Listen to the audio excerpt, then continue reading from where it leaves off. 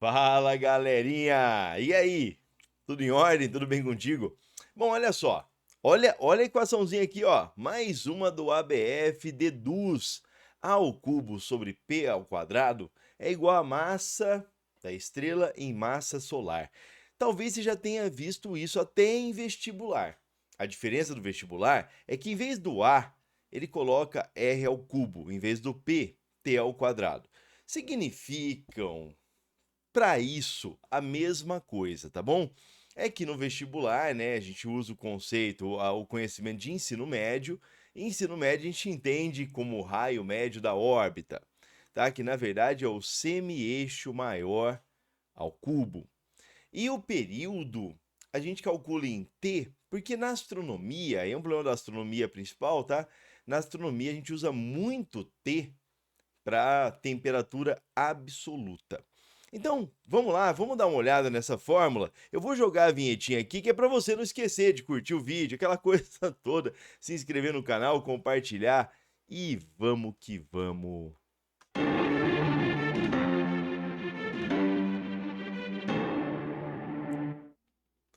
Muito bom! Então eu vou ficar pequenininho e vou jogar ali na luzinha.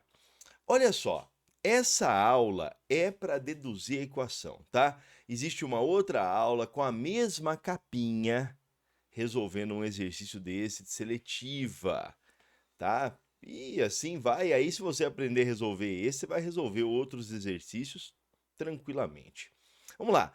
Medida da massa de uma estrela através da terceira lei de Kepler e da lei da gravitação universal. Um ponto interessante, quando a gente aprende terceira lei de Kepler lá no ensino médio, a gente vê como o Kepler disse. Então, o que o Kepler falou? O Kepler falou o seguinte: o período de revolução, o quadrado do período de revolução de uma estrela, de um planeta ao redor do Sol é proporcional ao cubo do raio médio da sua órbita. Bom, hoje, conhecendo melhor, tá? A matemática, conhecendo melhor a elipse, conhecendo melhor a astronomia, a gente diz o seguinte: o quadrado do período de revolução de um corpo através do seu orbitado, tá? Do corpo orbitante através do corpo orbitado é proporcional diretamente ao cubo do semi-eixo maior da sua órbita. Bom, então assim, com Kepler, a gente falava de Sol, então lembra? Periélio e afélio, né? Então agora na astronomia a gente pode falar de perigeu, apogeu, a gente pode falar de periastro, apoastro, tá? Então, por quê? Porque hoje nós entendemos que as leis de Kepler, elas acabam valendo para todos os corpos. E quem é que diz isso para nós? Bom, quem diz isso para nós é o Newton, quando ele elabora a lei da gravitação universal. Olha que interessante. Então, olha só, vamos lembrar, vai. Ó, a lei de Kepler, terceira lei de Kepler, ela diz o seguinte, ó. Ela diz que P ao quadrado sobre A ao cubo é igual a uma constante. E essa constante nós chamamos de constante kepleriana. Bom, até aqui eu acho que você sabe. A única coisa que talvez seja diferente do que você aprendeu na escola é que a gente dizia que era t ao quadrado sobre r ao cubo, tá bom? A quarta lei de Newton, a lei de gravitação universal, então a gravitação, olha só, a gravitação, ela diz o seguinte, ela diz que a força gravitacional é proporcional diretamente ao produto das massas e inversamente ao produto entre as distâncias.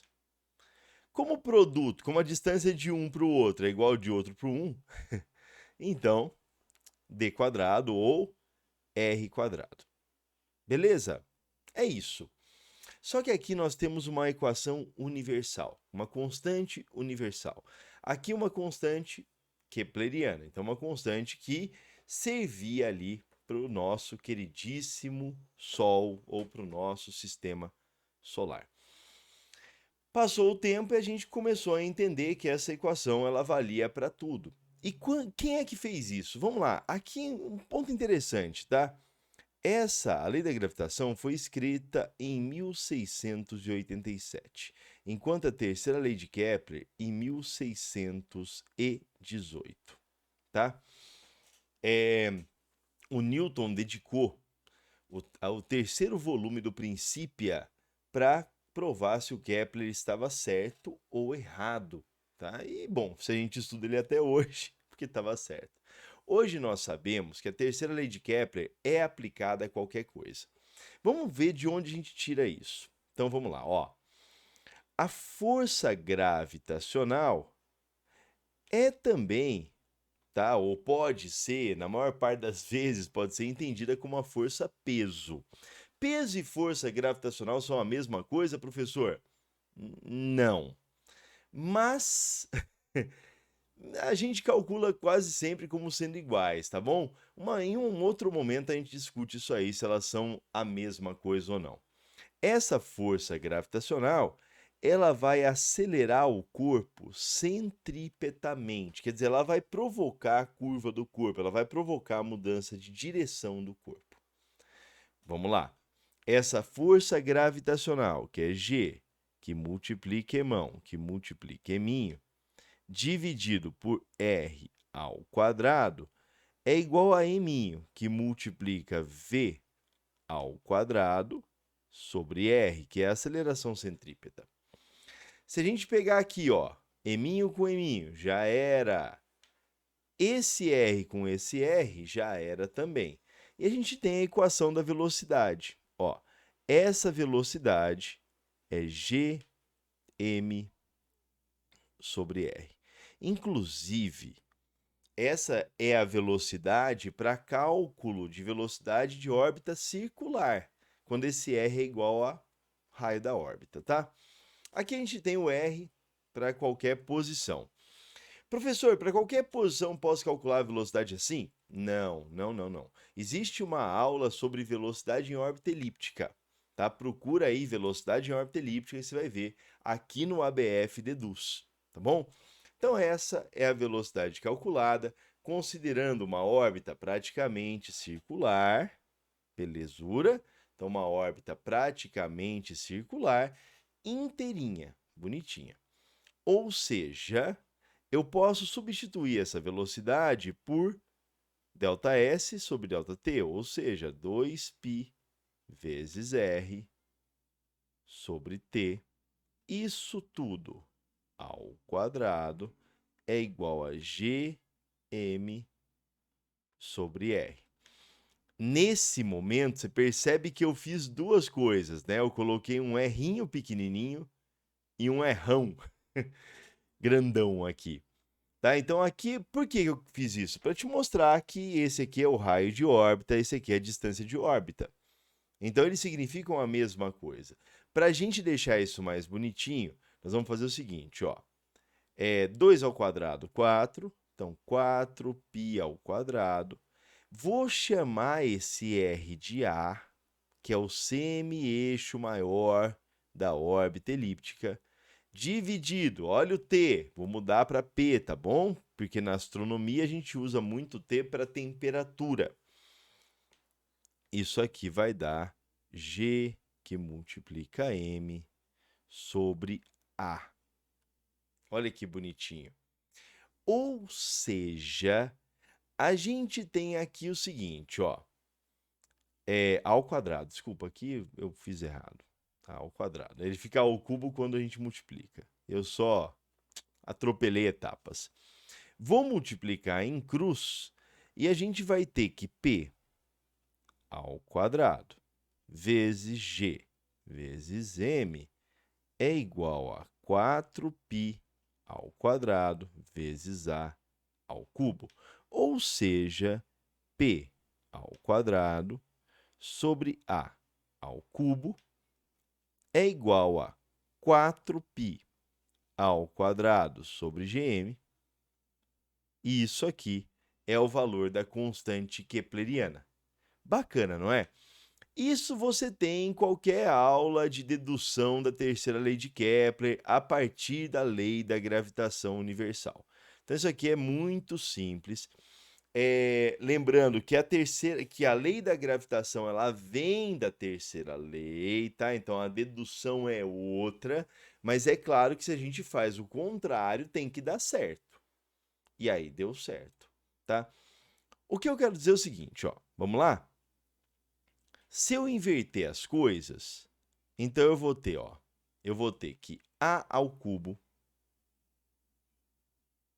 sobre p ao quadrado é igual a g que multiplica m sobre 4π ao quadrado. Bonitinho, né? Bonitinho demais, bonitinho demais. Então isso aqui serve para tudo. Pô, Virgílio, serve para o Sol, né? Serve para o Sol. Então, quando a gente fala em Sol, inclusive, acho que aqui é legal a gente colocar já de cara, tá?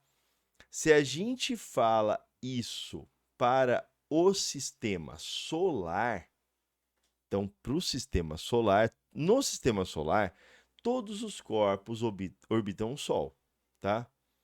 Para o sistema solar, isso é constante. Então, eu posso pegar para a Terra, por exemplo. Então, qual é o semi-eixo maior da órbita da Terra? Aí você fala, Sor, é 1, uma unidade astronômica. Exato. Qual é o período da órbita da Terra? É 1 ano.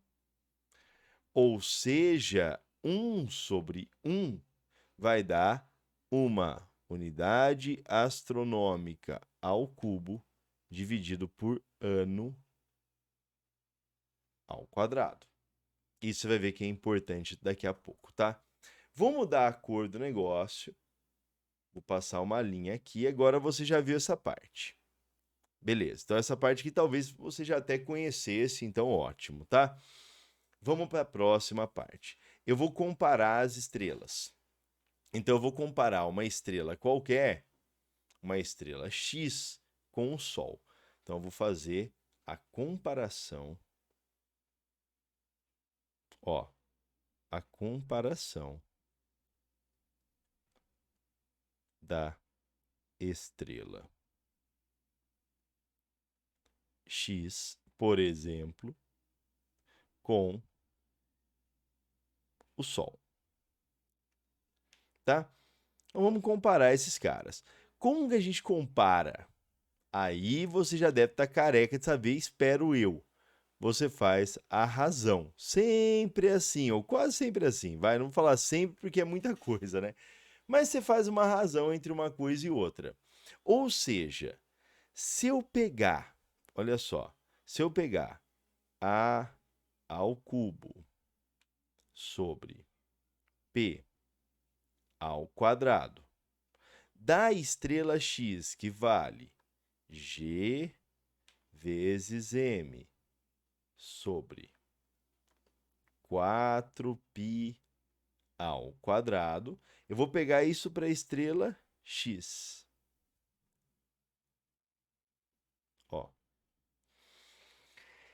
E vou dividir isso tudo com a comparação com o Sol. Então, eu vou fazer a ao cubo do Sol para o sistema solar, para os planetas do sistema solar, tá vendo? Ó? P ao quadrado do Sol vai ser igual a G, que multiplica M Sol, dividido por 4π ao quadrado. Do Sol? Não importa, é o π, tá vendo? Então eu pus aí de provocação mesmo, tá?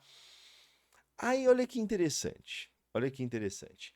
Esse cara inteiro aqui é 1, desde que a ao cubo sobre p quadrado estejam em unidade astronômica e ano, tá bom? Então, ó, a ao cubo sobre t ao quadrado, p ao quadrado, dividido por 1, dá isso aqui. Aí a gente vai fazer divisão de fração, conserva o numerador, mx, dividido por 4π². Virgílio, π não tem x e não, não tem. Isso aqui você vai multiplicar pelo inverso do denominador. Então, 4π² dividido por g vezes a massa do Sol. Olhando para isso, olha o g, vai embora. Olhando para isso, olha o 4π², vai embora. Ou seja, a gente chega numa relação muito interessante que diz o seguinte, ó, a ao cubo sobre p ao quadrado do planeta X, da estrela X, não importa, é igual a massa da estrela X dividido pela massa solar. Isso quer dizer que se eu colocar o A ao cubo, desde que ele esteja em unidade astronômica, e dividir por P ao quadrado, desde que isso aqui esteja em ano, isso vai dar a massa da estrela em massa solar. Viu que bonitinho? É a massa da estrela, tá? É a massa do corpo orbitado. Talvez aí no momento aí de resolver eu tenha dito massa do planeta, mas não, é a massa da estrela, tá? É a massa do corpo que está orbitado. Isso em unidade de massa solar. Olha que interessante. Então a gente tem A ao cubo sobre p² e mão em unidade de massa solar. Bom, essa foi a dedução dessa equaçãozinha aqui. Se quiser ver a resolução de exercícios, procure por essa mesma capinha, em vez de ABF Deduz, vai estar lá, resolução de exercício. Tomara que você goste. Um beijo, até a próxima, tchau, tchau.